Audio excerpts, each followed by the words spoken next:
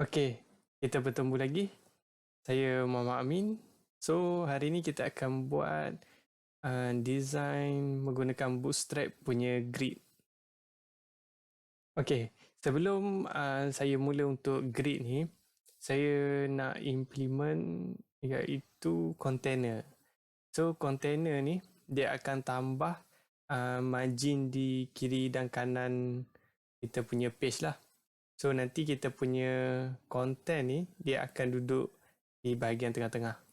So, container ni, kita cuma perlu tambahkan kelas container.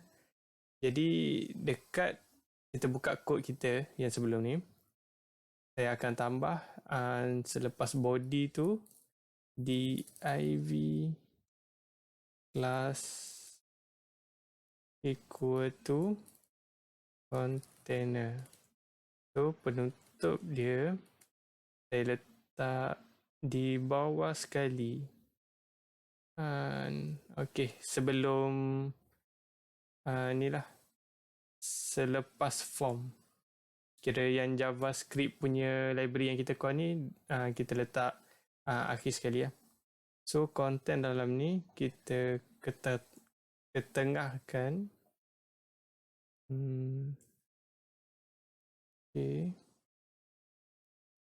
Okey. So, kita save. Dan bila kita refresh, kita punya content dah duduk tengah. So, dekat kiri dan kanan dia ada dia punya margin lah. Kalau kita tengok. Container. Okey.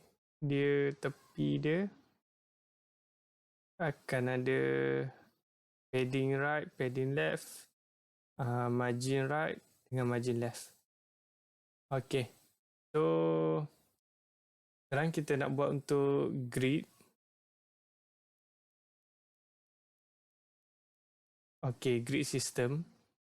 So, dekat sini, saya ingat saya nak buat yang table ni duduk sebelah kiri dan juga form ni akan duduk di sebelah kanan dia menggunakan grid. Okey, first yang alert ni, alert yang bahagian atas ni kita buang. So, ini kita buang. Okey, yang ni ialah table. So, dekat sini select product ID. Okey, yang bawah ni dah masuk form. So, kita akan buat grid untuk yang sebelah kiri dulu. Jadi, untuk buat grid, kita akan tulis div punya HTML tag. Dalam dia class equal to, kita masukkan row dulu. Lepas tu dalam dia akan ada lagi satu div class equal to. Dalam ni kita akan masukkan kolom berapa besar. Contohnya macam kita nak buat ni kiri dan kanan je. Jadi kita akan buat kolom dash MD 6. So contohnya macam ni. Kalau kolom macam ni dia akan automatic adjust lah. Macam ni. Kira kita tak spesifik kita nak dia punya width tu berapa besar. Kalau kita nak spesifik, kita akan tambah dash 6 ke 2 ke. Sebab untuk yang full dia 12. Kalau tengok kat sini, dia tulis kolom tu dia ada 12. So dia ada 12 kolom untuk 100% width lah. Daripada hujung ni sampai ke hujung sini. So daripada 12 kolom ni, kita boleh bahagikan lah beberapa kotak yang kita nak. Kalau macam kita nak 2 kotak je, kita buat dia 6 kolom. So kolom di kiri 6, jadi kolom di sebelah kanan pun 6. Jadi kalau yang macam kita tak spesifikkan, macam kita tak tulis nombor berapa, so dia akan automatic adjust lah. So dekat sini kita akan tulis je COL then for column. Okay. So akan ada 2. Yang ni untuk kiri, ni untuk kanan. So first saya akan masukkan coding table kita di kolom yang pertama.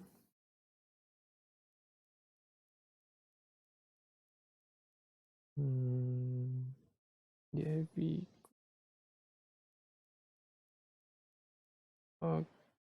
Okay. So saya save, saya run. Okay, sekarang dia dah duduk sebelah kiri.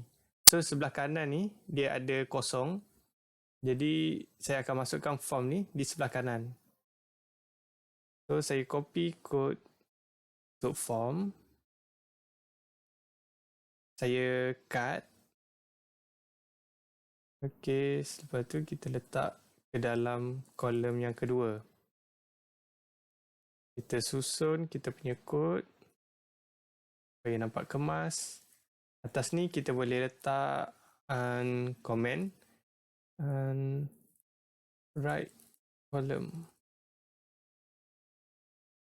Yang ini kita letak column left. Balik. Column right. Okay, kita save. So semua setting nampak okay. Yang ni dia penutup div untuk container. Yang ni untuk row. Yang ni untuk kita punya column. Okay, kita dah save. So bila kita refresh, okay, kita punya form dah ada di sebelah kanan. Okay, jadi bila kita dah stylekan macam ni, kita buat grid kiri dan juga kanan kolom. So bila dekat mobile, bila kita refresh, okay, dia still sama. Kira yang atas ni, kolom yang sebelah kiri, dia akan duduk atas. Lepas tu kolom yang sebelah kanan, dia akan duduk bawah dia. Jadi kalau contohnya kita tukar yang untuk kolom left ni, kita letak dia sebelah kanan. Okay, kita refresh. So form ni duduk sebelah kiri sekarang, table ni duduk sebelah kanan. Jadi bila kita refresh dekat kita punya mobile view, form tu akan duduk atas lah. Sebab dia akan baca yang kiri dulu, dia akan paparkan, sebab tu baru kanan. Jadi kiri, kanan, sebab tu nanti bila ada yang bawah, dia akan ambil bawah kiri dulu, sebab tu kanan. Jadi dia akan susun macam tu lah dekat mobile. So itu saja untuk grid. Ada banyak lagi yang fungsi kita boleh gunakan. Salah satunya ialah offset. Offset ni, okay, macam ni. Offset ni kira macam kita nak satu je kolom, tapi kita nak kolom tu duduk di tengah. So kalau ikut logik, bila kita nak satu je kolom, kita nak kolom yang di tengah saja. Jadi kita kena tulis kolom di kiri dan juga kanan jugalah, supaya kita dapat guna kolom yang tengah ni. Jadi kita kena tulis, ni saya back. Okay, sebagai contoh, kita kena tulis div class equal to row. So div class equal to column. Okay, so kita kena tulis 3 kolom, jadi baru kita boleh dapat guna yang tengah. Tetapi bila ada offset punya function, kita cuma masukkan class name ni, hanya kita guna satu div. So untuk yang kolom di kiri dan kanan ni kita dah tak guna. Jadi dengan satu je div untuk kolom, kita masukkan kita punya class ni.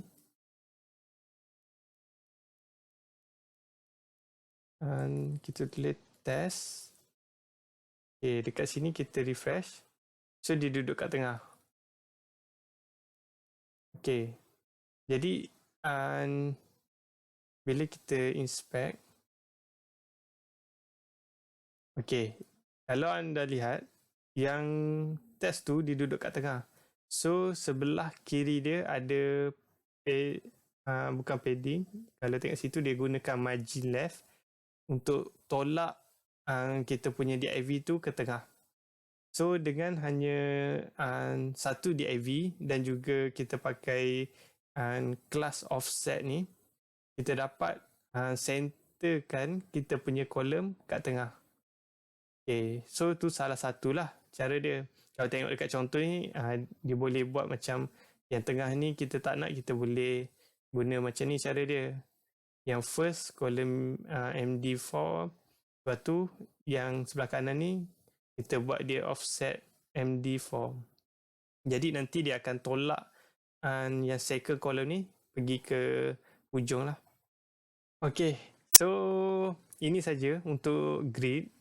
Jadi semoga anda dapat faham dan tahu macam mana cara nak guna dia. Jadi untuk design, ini ialah video last yang saya buat. So untuk function-function yang lain, anda boleh try explore lah. So dekat grid ni, dokumen ni ada banyak, terlampau banyak. So anda boleh explore dan gunakan yang mana anda nak guna. Ada yang certain kita tak guna sangat. So kelebihan dia sangat memudahkan lah. Kita just panggil kelas dan kita punya styling pun dah jadi cantik lah. So itu saja. Jadi terima kasih kerana menonton. Di video akan datang kita akan kupas benda lain, more to function lah, more to PHP punya function. Jadi terima kasih lagi sekali. Jangan lupa like dan share.